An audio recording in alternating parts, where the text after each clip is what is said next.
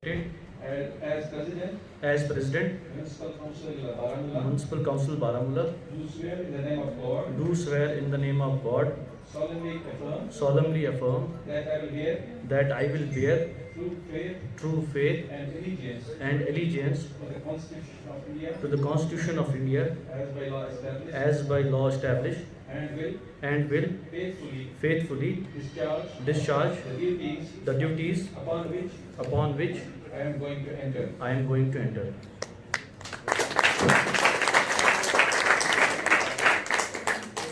मैं मुबारकबाद देता हूँ तहसील मेराज राणा साहब को। आज ये फिर से 9 मुंतखब जो हुए हैं as president Baramulla municipal council. देखिए, जमहूरियत में हम भरोसा रखते हैं और जमहूरियत में हर एक का राइट होता है कि वो अपने लोगों को बिठाए, और जिस तरह से बीजेपी वालों ने कोशिश की और अल्लाह के शुक्र करता हूँ वो नाकाम हुए।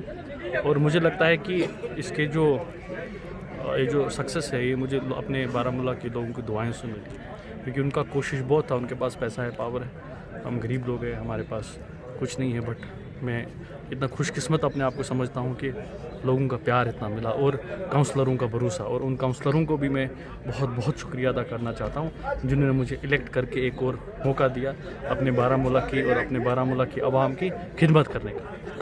तो सर, उमर ककरू ने कुछ दिन कबल जो है काफ़ी इल्ज़ामात लगाए एक प्रेस ब्रीफिंग में आपके खिलाफ, आप क्या कहना चाहेंगे उस बारे में? देखिए, मैं उस सब में नहीं जाना चाहता हूँ, क्योंकि मुझे लगता है कि वो एक नौजवान है, उनको भी चाहिए सियासत डेवलपमेंट पे करना, उनको भी चाहिए सियासत किसी अच्छे मुद्दे और मकसद पे करना।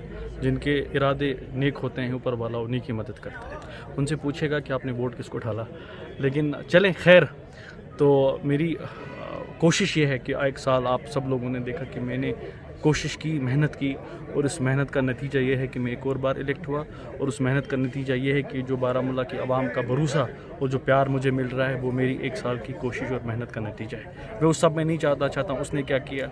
हालांकि अगर आपको पता है, जब मेरे खिलाफ नो कॉन्फिडेंस मोशन हुई, मैं भी कोर्ट जा सकता था, मैं भी स्टे ला सकता था, और मेरा वैलिड बनता था स्टे, क्योंकि जो इल्ज़ाम मुझ पे लगाए आपने फंड्स लैप्स किए, वो हर एक म्यूनसिपैलिटी के फंड्स लैप्स हुए। लेकिन आप आरएनबी में जा सकते हो, आप देख सकते हो कि हमने पूरा जो हमारे पास जो फंड्स था उनका हमने प्रोग्राम बनाया था, और उस प्रोग्राम को बनाने में एस्टिमेशन में टाइम लगता है, फिर टेंडर प्रोसेस में टाइम लगता है, फिर काम एग्जीक्यूट होने में टाइम लगता है। लेकिन कुछ टाइम पहले जब हमारे ये सब हमने जो काम किए थे, गवर्नमेंट की तरफ से एक आदेश आया कि आप 10 लाख से ऊपर टेंडर नहीं निकाल सकते हो, पेमेंट नहीं हो सकती, या आप अपने आरएनबी वालों से पता कर सकते। तो उसकी वजह से हम फेल हो गए।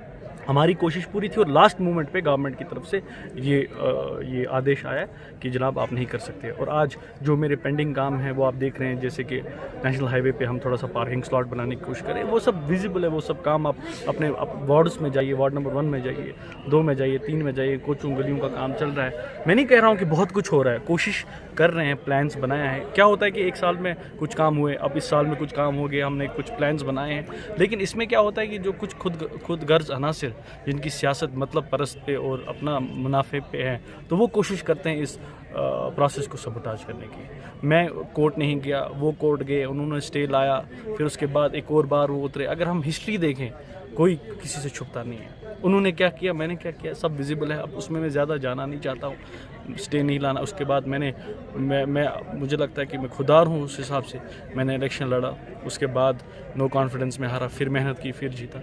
उन्होंने तो स्टे लाया, कोर्ट गए, मैं भी जा सकता। मैं ये सब चीज़ों पे बिलीव नहीं करता हूँ। काउंसलरों का सपोर्ट है, इंसान प्रेसिडेंट रहेगा, नहीं है नहीं रहेगा। लोगों का सपोर्ट है, कल को इंसान एमएलए बन सकता है, नहीं है नहीं बन सकता है। और लोगों से भी मैं गुजारिश करता हूँ, जिन लोगों ने हमें धोखा दिया है, फरेब किया है, हमें मतलब की सियासत की, झूठ बोलने की सियासत की, उस सियासत को आप बाय बाय करो और नौजवानों को मौका दो। और मैं नौजवानों से भी अपील करता हूँ, कोई वोट डाले न डाले, एमएलए तो बनता है, और वही एमएलए मंत्री बनता है, और वही मंत्री फिर डिसाइड करता है कि हॉस्पिटल में कितने डॉक्टर होंगे, फेयर क्या होगा, तेल का कितना चढ़ेगा, कितना उतरेगा, डेवलपमेंट कैसी होगी। तो नौजवानों को मेरी कोशिश ये है कि उनको ये मैसेज देने की कि आप इस डेमोक्रेटिक प्रोसेस में हिस्सा लें, हिस्सेदार बनिए अपने नेता बनाने में, हिस्सेदार बनिए अपने लीडर चुनने में, ताकि हम एक बेहतर मुस्तकबिल कल देख सकते हैं। हमने इतना खून खराबा देखा, उसका फ़ायदा क्या आया, उस खून खराबी की वजह से हम कितने पीछे हो गए, कितने माँओं की गोद उजड़ गई, कितने यतीम हो गए, कितने मिस्कीन हो गए। ये सब करके किसका क्या फ़ायदा है? और वो सब भी यहाँ पे हुआ है। हमको नौजवानों को मौका देना चाहिए, इस मेस से, इस बर्बादी से हमें इस कश्मीर, जम्मू कश्मीर को निकालना चाहिए। कम से कम जो हमारे बच्चे होंगे वो कुछ अच्छा मुस्तकबिल देखें। तौसीफ साहब, कुछ खबरें सामने आ रही है सूत्रों के मुताबिक कि तौसीफ साहब अब म्यूनसिपल इलेक्शन के बाद अब असेंबली इलेक्शन में अपना कदम रखने वाले। इन खबरों को आप किस तरह देखते हो? देखिए, यकीन मानो, अगर मुझे लोगों का प्यार मिला, सपोर्ट मिला, क्यों नहीं? अगर मुझे लोगों को रिप्रेजेंट करने का मौका मिला इससे बड़े प्लेटफॉर्म पे, क्यों नहीं जाना चाहूँगा? बिल्कुल जाना चाहूँगा। और अगर लोगों को लगा कि मैं उस लायक हूँ, क्योंकि मैं किसी पार्टी से कोई ताल्लुक़ नहीं रखता हूँ, मैं बिलीव नहीं करता हूँ कि पार्टी का मैंडेट ही डिसाइड करता है कौन जीतेगा कौन हारेगा। ये लोगों का वोट डिसाइड करता है। आज तक लोगों को बेवकूफ़ बनाया गया है, जी फलानी कांग्रेस का मैंडेट मिला, फलानी को बीजेपी का मिला, फलानी को ये मिला। लेकिन अगर इंडिपेंडेंट लोग काम करेंगे और लोगों को देखना चाहिए वो किससे कनेक्ट कर सकते हैं, उनको काम कहाँ पे निकल सकता है, वो किससे कल को किसके घर जा सकते हैं, किसके ऑफिस जा सकते हैं, किसको फ़ोन कर सकते हैं और कौन नेता फ़ोन उठाएगा। बनने के बाद काफ़ी लोग नॉट रीचेबल होते हैं, फ़ोन नहीं उठाते, जो हमने देखा है। तो लोगों के पास अपॉर्चुनिटी है, वो डिसाइड करें। हम नहीं डिसाइड करें कि कौन बनेगा, लोग डिसाइड करेंगे कौन एमएलए बनेगा, कौन बड़े इलेक्शंस में जाएगा। ये लोगोों को, खासकर मैंने अभी भी बोला आपको कि नौजवानों को मौका देना चाहिए। ये मैं आवाम से अपील करता हूँ और नौजवानों को आगे बढ़ने का हौसला भी देना चाहिए। सर सब फुटपाथ पर काम कब लगेगा? आप देखिए, आपके ऑफिस के बाहर की जो हालत है वो आप देखिए, और बाकी गुरु नानक स्कूल या सेंट्रल स्कूल से लेकर पूरे बस स्टैंड तक देखिए, खस्ता हालत है फुटपाथ। बिल्कुल आपकी बात सही है, बिल्कुल आपकी बात सही है। मैंने कोशिश की, जब हम प्रोग्राम बनाते हैं उसमें डिफरेंट वार्ड मेंबर्स आते हैं और डिफरेंट वार्ड मेंबर्स अपना अपना काम देते हैं और कुछ वार्ड मेंबर्स अपना प्रायोरिटी पे काम रखते हैं। लेकिन अगर आपने देखा, जो इस वक्त मैंने इनिशिएटिव लिया, मतलब पिछले साल लिया था, तो अभी काम चल रहा है, ये अपना जो क्या कहते हैं इसको, नेशनल हाईवे पे जो हो रहा है, इसके साथ साथ हमने 2 जो डीसी ऑफिस की तरफ से गुरु नानक मॉडल स्कूल से जो नीचे रास्ता जाता है वहाँ पे फुटपाथ बनेगा, और उसके साथ जो हमारा मिंट कम्प्लेक्स से नीचे रास्ता जाता है वहाँ पे फुटपाथ बनेगा।